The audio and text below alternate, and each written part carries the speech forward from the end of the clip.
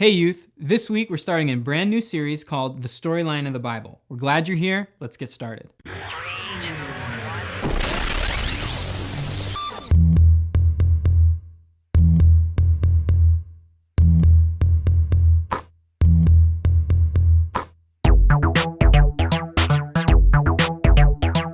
Let's start with a quick game. I'm gonna give a one-line summary of a movie and you're gonna tell me what it is. Troubled young man takes steroids, attacks foreigners. The movie, Captain America. Talking lion befriends warthog and avenges his father's death. This one, Lion King.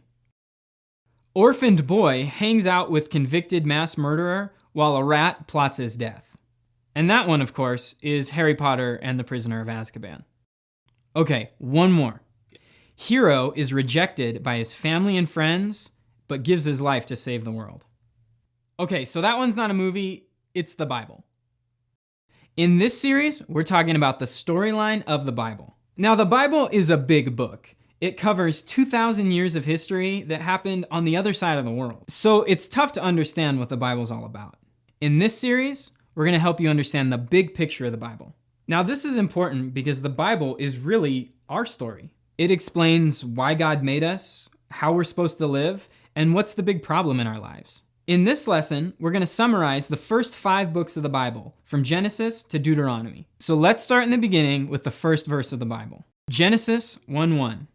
In the beginning, God created the heavens and the earth. With the first words of the Bible, God teaches us this important truth. God created everything. We aren't here by accident or luck. The universe exists because God created it. In fact, the Bible says that God spoke everything into existence. He said, "Let there be light," and there was light. I mean, that's pretty cool. I wish I could speak something into existence. Caramel macchiato. Delicious. So God created everything, but why did he create us? That's our second point. God created us to know him. You see, God created us to worship him, to talk to him, and to follow his plan for our lives. So God did all of this for us, but we messed it up. Almost immediately, humans sinned. And even today, we still choose our own path and not God's. But here's the good news. God wasn't surprised by our sin. From the very beginning, God had a plan to rescue us from our sin. So we really start to see this plan in the Bible when we meet a man named Abraham. God made a promise to Abraham that involved a nation, a land, and a blessing. Now, there is nothing particularly special about Abraham. He wasn't like a good guy or anything, but God chose him. And God made a promise to Abraham that would change the whole world, and we see it in Genesis 12. The Lord said to Abraham, "Leave your native country, your relatives, and your father's family, and go to the land that I will show you. I will make you into a great nation. I will bless you and make you famous, and you will be a blessing to others." God makes this guy a pretty amazing offer. He said, "I will make your descendants a great nation and bless the entire world through you."